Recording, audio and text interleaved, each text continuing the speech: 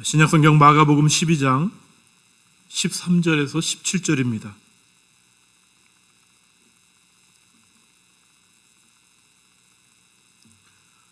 우리 다 같이 한 목소리로 함께 봉독하겠습니다.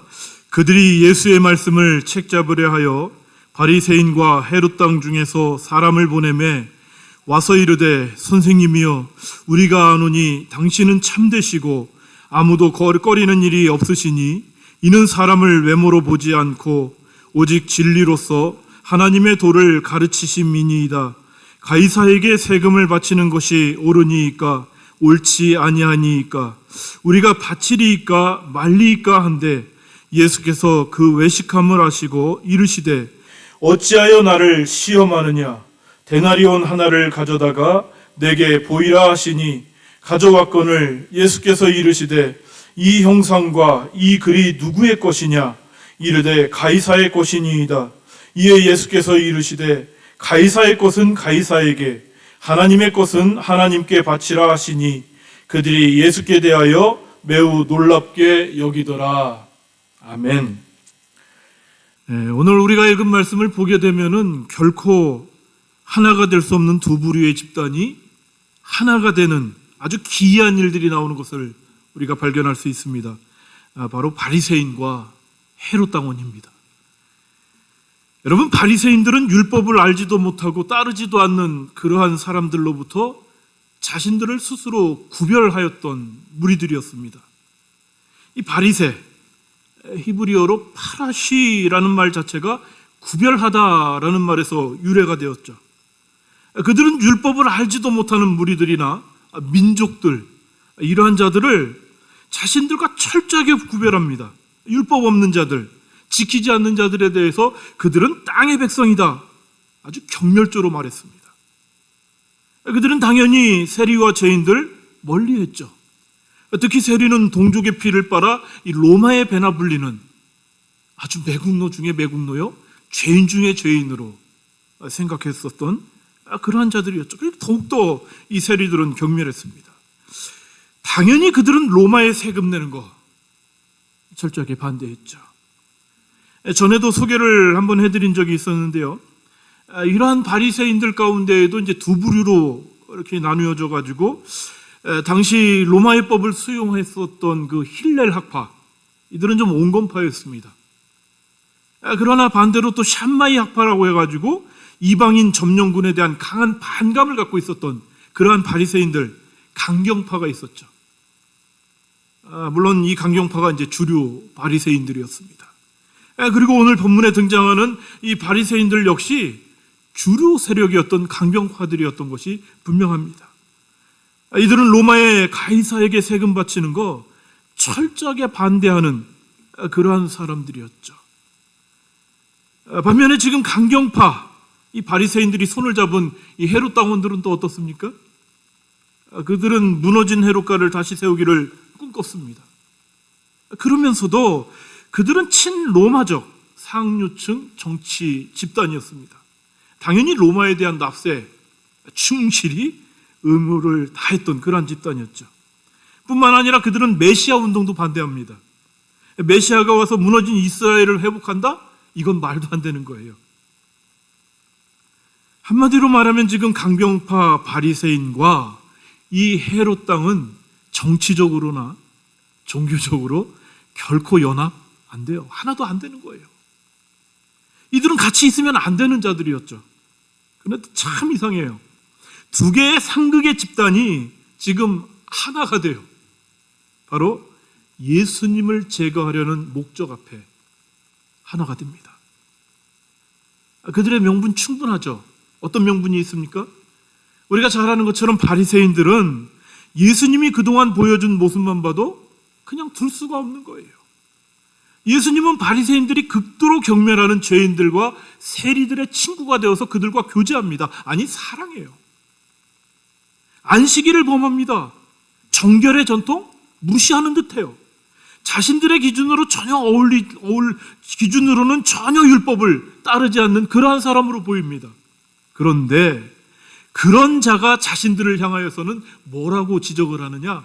위선자라는 것입니다. 독사의 자식들이라고 욕을 하는 것입니다. 여러분, 반면에 또 헤롯 왕은 어때요? 정치하는 사람들은 백성들의 인기에 매우 민감하지 않습니까? 그런데 예수라는 자가 갑자기 혜성처럼 등장해가지고는 선지자 혹은 그 이상의 존경과 인기를 한 몸에 받아요. 얼마 전에는 예루살렘 입성할 때 보니까는 다윗의 자손으로 오시는 이여 호산나 찬송하리로다, 그렇게 환호해요. 당연히 정치적 제거 대상이 되죠. 자, 이러한 서로의 목적이 있었기 때문에 이들은 하나가 됩니다. 그렇다고 여러분 이해가 되십니까? 이 모습이? 헤롯 땅은 정치하는 자들이라 그래도 어쩌면 이해할 수 있을지 몰라요. 왜냐하면 정치하는 사람들은 여기 왔다가 저기 왔다 막 하잖아요. 그러나 바리새인들은 어때요? 그동안 그들이 보여줬던 그 모습은요, 이 헤롯 당원들을 향하여서 땅의 자식들이다, 땅의 백성들이다 경멸했던 그러한 사람들이었어요. 그런 그들과 지금 손을 잡고 있단 말이에요.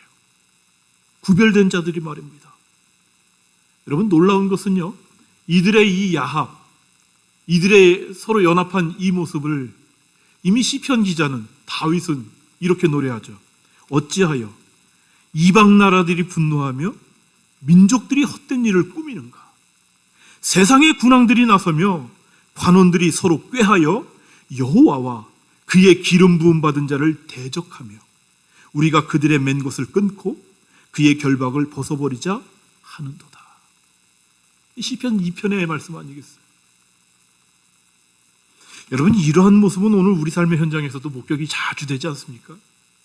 아무리 봐도 두 부류의 사람들이 서로 친해질 이유가 전혀 없어요, 제가 볼 때는. 그런데 어느 날, 항상 이런 어느 날 생기지 않습니까? 서로 갑자기 편을 들고 서로 위하는 모습을 보이는 거예요. 참 웃기지도 않는 일들이 일어나요. 대개 이런 모습은 근데 언제 일어났는지 아십니까, 여러분? 서로 적대적인 관계의 사람들이 선을 이루는데, 착한 일을 하는데 하나가 된다? 저는 지금까지 눈 뜨고 본 적이 없습니다, 그런 일을. 서로 적대적인 사람들이 갑자기 하나가 됐다? 갑자기 연합을 이룬다? 반드시 악한 일을 꾀야 하더라고요. 그들을 통해서는 늘 악한 일이 나와요. 여러분, 주변 사람들 중에서야 전혀 친하지 않던 사람들이 갑자기 친해진 모습을 보면 우리가 좀 조심해서 주의해서 살펴볼 필요가 있습니다. 지금까지 주님의 이름으로도 전혀 친해지지 않았던 사람들이었거든요. 주의 사랑으로 사랑합니다, 뭐 서로 안아주기도 하고 맨날 교회 안에서 그런 모습을 보이다가도 항상 적대적인 그러한 사람들 전혀 해결 안 되거든요. 근데 어느 날 갑자기 친해져. 이거 뭔가 일이 있는 거예요, 지금. 분명히 지금 사고를 치고 있거나 사고 칠 계획 중에 있어요. 조심해 볼 필요가 있어요. 여러분, 이거 제가 그냥 하는 말 아닙니다. 이거 역사가 증명하는 거예요. 성경이 증명해 주고 있는 얘기예요, 이거. 여러분, 정치하는 사람들 이런 모습 많이 보이죠? 종교가들, 종교자들, 종교 지도자들도 이런 모습들 많이 보입니다.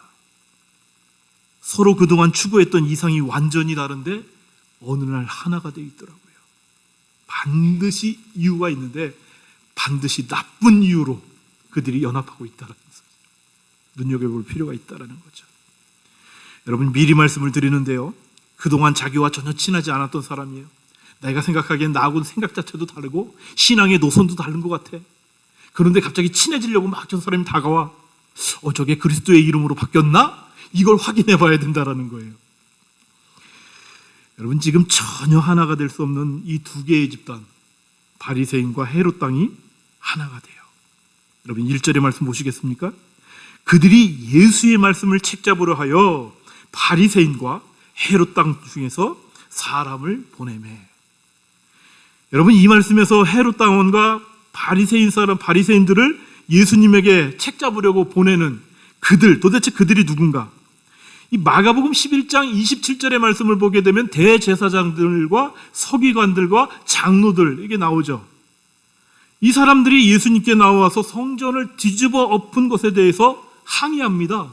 도대체 당신은 무슨 권위로 이러한 일들을 행하였느냐? 그렇게 따져 묻죠. 그리고 말씀을 계속해서 보게 되면 그들이라는 말로 계속해서 연결이 돼요. 그러면서 이제 오늘 우리가 읽은 말씀까지 이어지고 있죠. 여기 나오는 그들이 누구냐? 대제사장들, 서기관들, 장로들인 거예요. 여러분, 그들이 바리새인과 헤롯 땅 중에서 사람을 뽑아서 예수님께 보냅니다. 이때 여러분, 보통 사람 뽑아서 보냈겠어요? 가장 탁월하고 인정받는 사람들 보냈겠죠.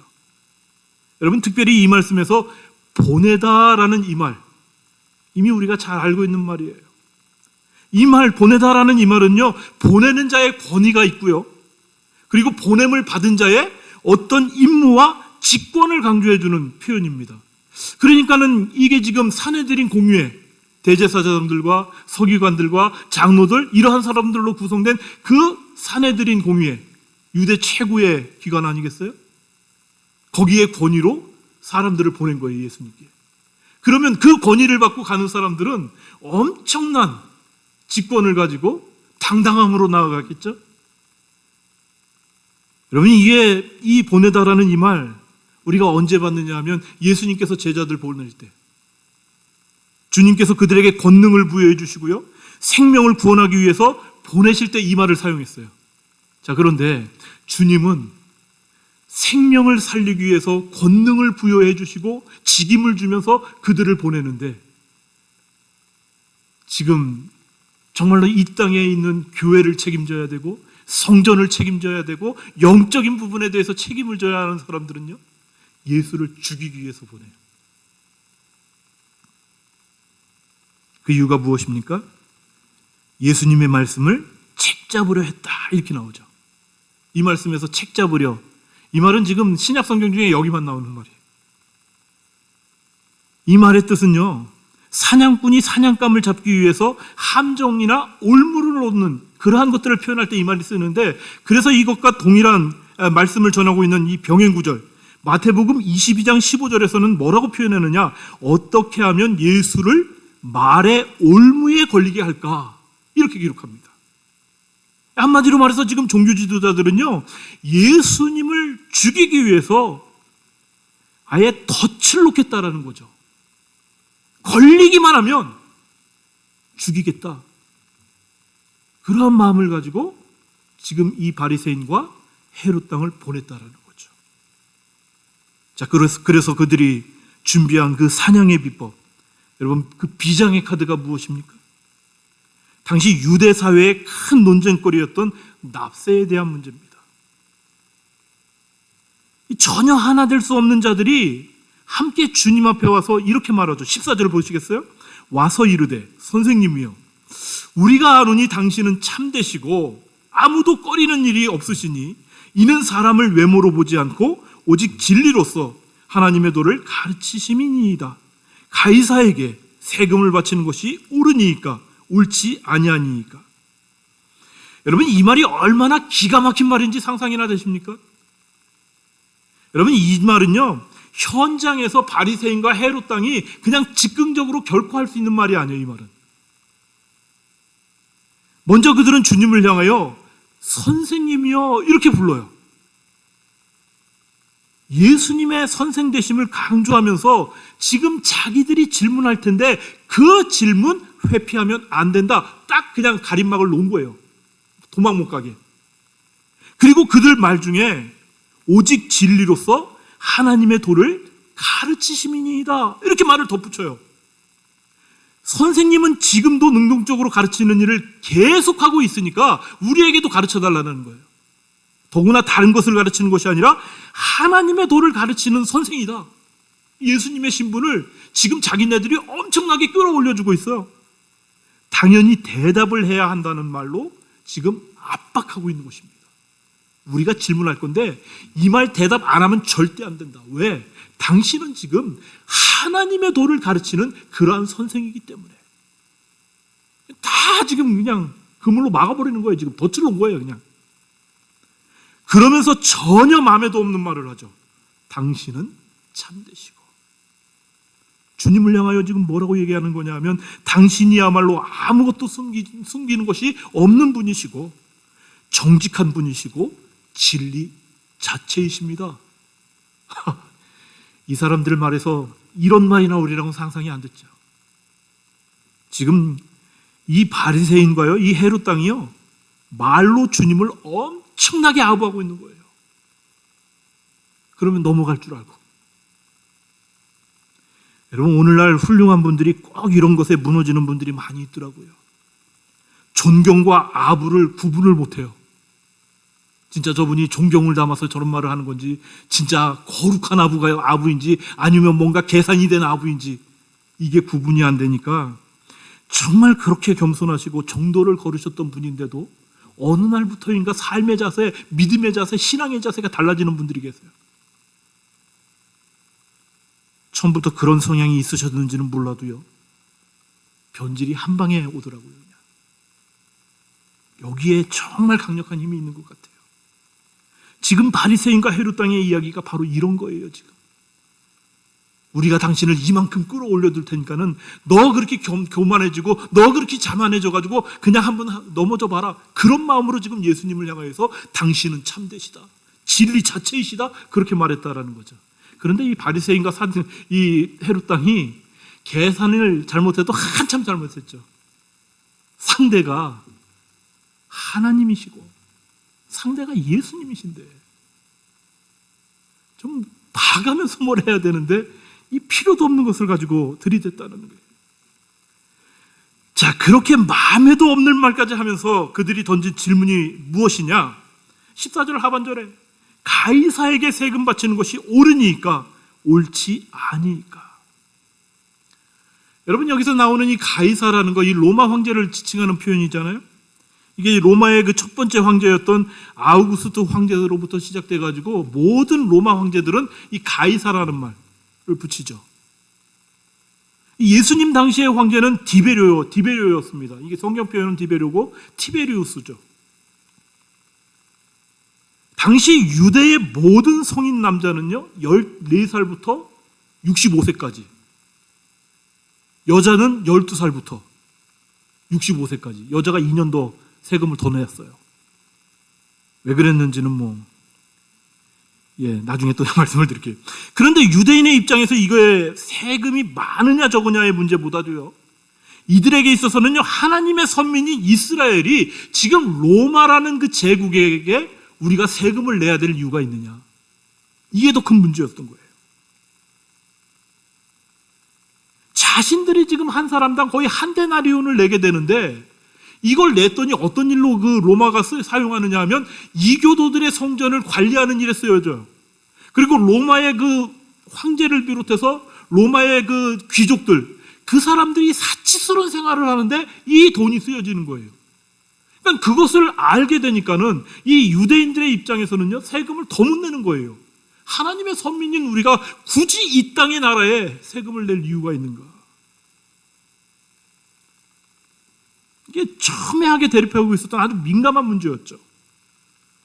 예수님께 함께 나온 바리새인과 헤롯 땅도 이 부분에 있어서, 이 납세의 세금 문제에 있어서는요 완전히 달랐죠. 헤롯 당원들은 자신들의 권력 유지를 위해서 종주국, 그 로마의 세금에 대해서 적극 찬성합니다. 세금뿐만 아니라 모든 정책에 찬성하죠. 그러나 바리새인들은 하나님의 선민인 유대인이 지금 이방 군주에게 세금 내는 거, 이거 있을 수 없는 일이에요.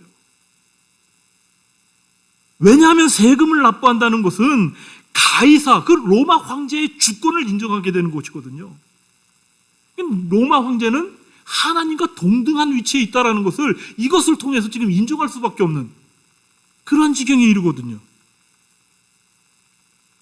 그렇다고 지금까지 안 낼 수도 없어서 결국 어떻게 또 내면서 지금까지 와온 그러한 상황 가운데 있단 말이에요. 그러니까는 지금 내면서도 우리는 이거 낼 필요가 없는 건데 낸다라는 그러한 반감이 있었고, 바리새인들은, 헤롯 당원들은 자신들의 뒤를 봐줄 수 있는 어떤 그런 로마 제국의 정책, 그런 것들이 다 찬성되는 거니까는 얘네들은 세금 내는 거 찬성했단 말이에요.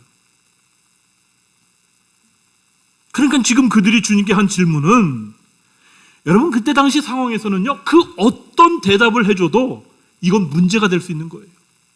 누구의 편도 들어줄 수 없고, 이러다 보니까는 그 질문에 대한 대답을 이제 주님께서 어떻게 하실까?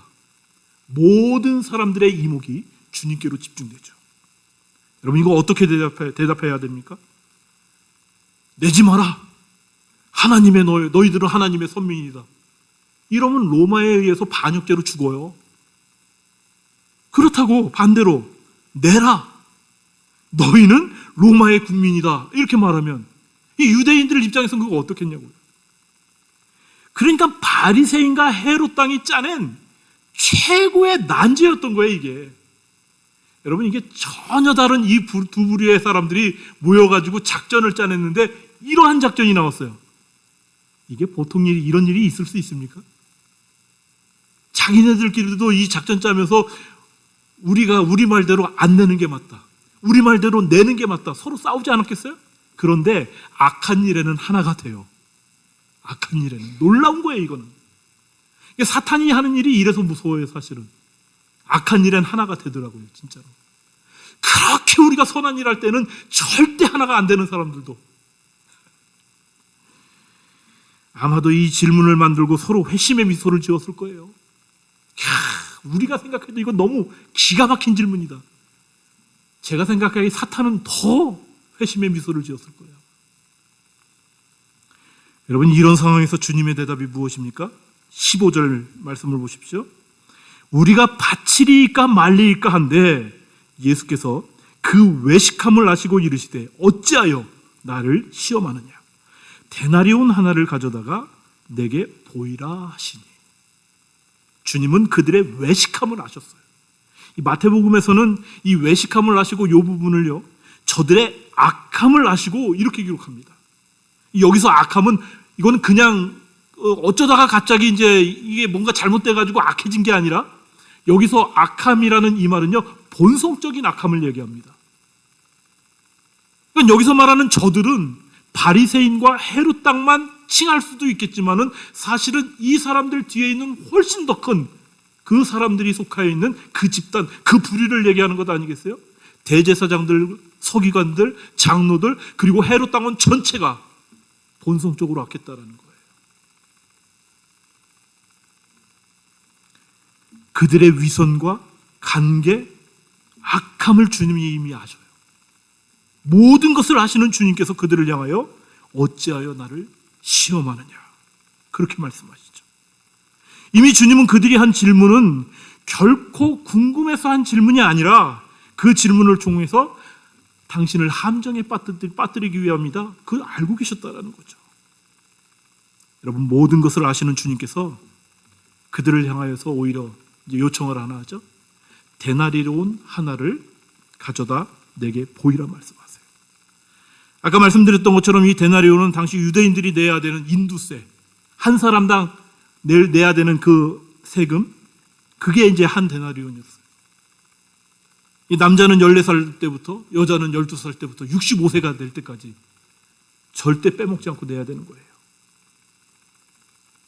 여러분, 16절 말씀 보십시오. 가져왔거늘 예수께서 이르되 이 형상과 이 글이 누구의 것이냐. 이르시되 가이사의 것이니라. 가이사의 것이니이다.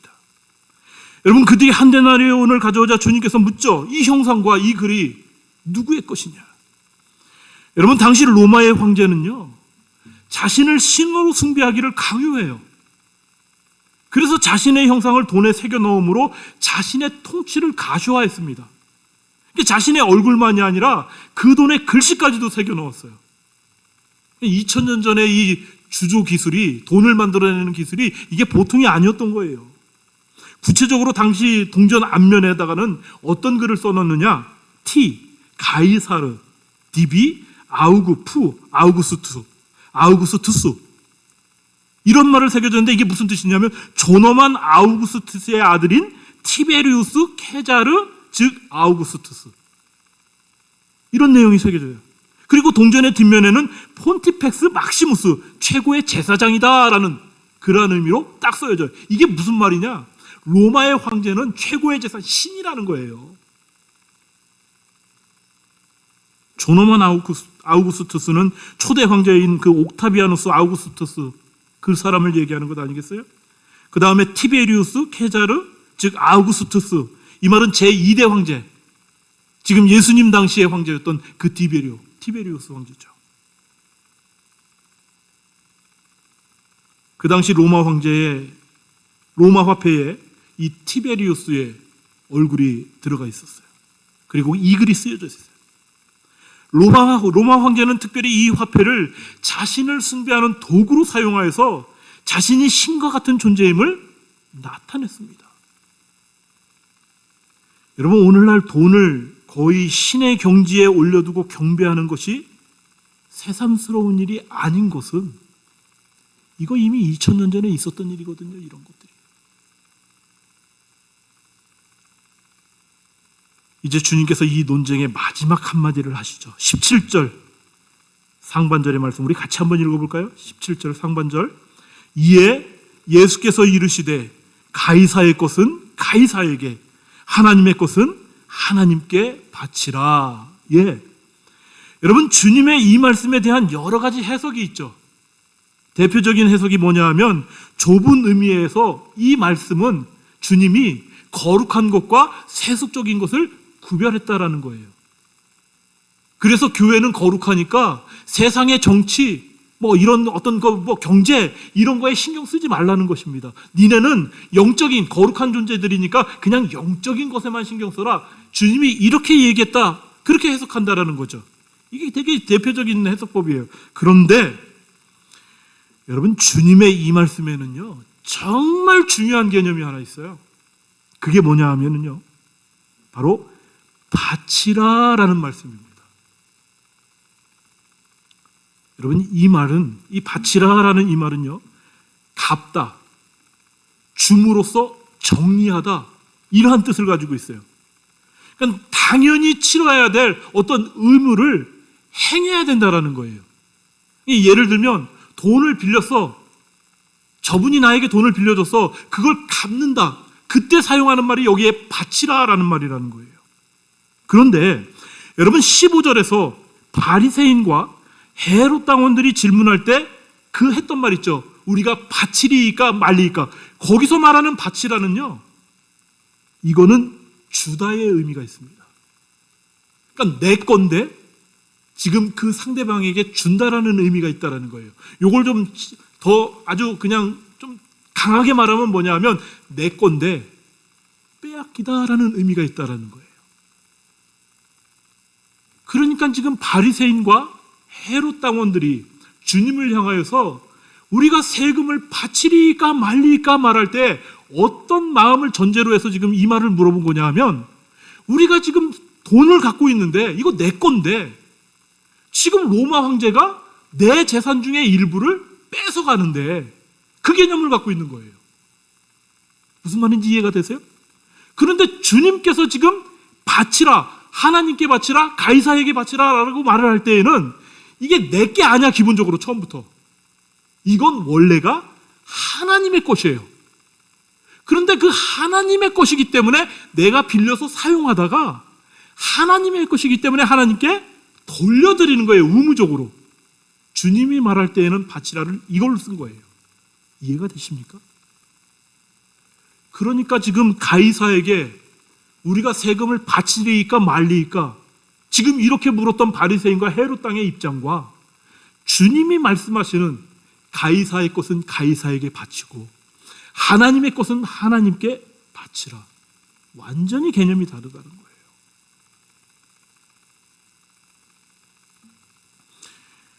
여러분, 여기서 우리가 분명하게 알아야 될 것이 있죠.